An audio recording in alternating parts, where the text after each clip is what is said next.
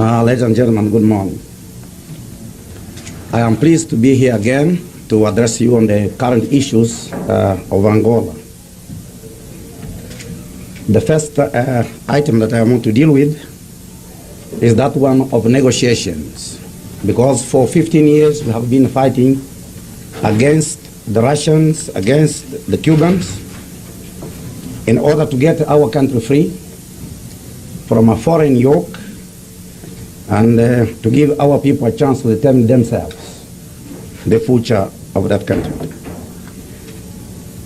As you may remember, from December 1989 to May 1990, we were submitted to a very powerful aggression which lasted 137 days from the MPLA and from the Russians, because the Cubans did not take place on that offensive. But the forces of UNITA have prevailed.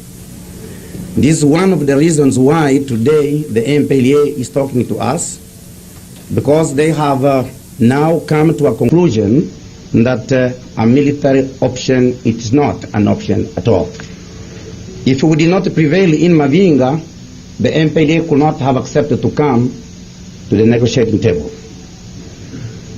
We had with the MPLA 4 rounds of negotiations, with Portugal playing the role of mediation.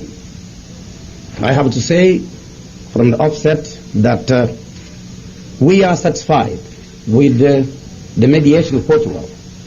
The Portuguese was a colonial power. However, today they are doing a good job. I have to say also that we want that at late stage, when all the problems are solved, Africa should be associated. We made 4 major concessions to the MPLA in order to get the negotiations on rail. 1, we have recognized Eduardo dos Santos as a head of state of Angola. 2nd, we have recognized their government. 3rd, we decided to forego the participation of UNITA into the interim government and allow the present government of Luanda to run the affairs of the country until we have elections. The last one, as the MPLA showed that they had problems with the revision of their constitution, because Angola today is ruled by a one-party system. We asked them how long they needed to do that.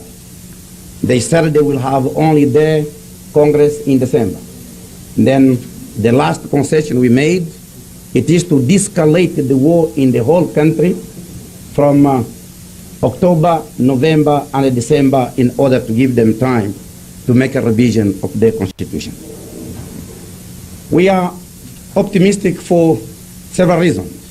1, this time we are talking directly to the MPLA. It's no longer talking through the mediator. We are discussing directly with the MPLA, and we understand their problems, and also I hope that they have understood our problems.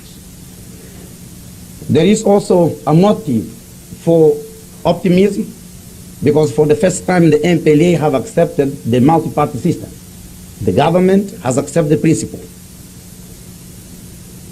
The other point of optimism, it's not only Portugal who is mediating, but the United States of America sent observers to the last round of talks and the Soviet Union. Then we think that with the Portuguese mediation and with the presence of the United States delegation and the Soviet Union, we believe that these talks are going to succeed. More so, that in Africa also things are changing. The multi-party system is having his way. And those who were for one-party system, today they are changing their minds. Around Angola itself, we have Zaire, which has already embarked on the multi-party system. We have Zambia, which also is going to embark in that system next year. We have then south of Angola, Namibia, which is ruled by a democratic system. I think all those reasons, plus the changes in East Europe, where the allies of MPLA were the Soviet Union, Poland, German. There is no more JDA. Now it is all on German. Those were the friends of MPLA, Hungary, Czechoslovakia. All of them, they are no longer prepared to render their support militarily or otherwise to the MPLA because they are now themselves concentrating all their efforts on building their own economy and their own political system.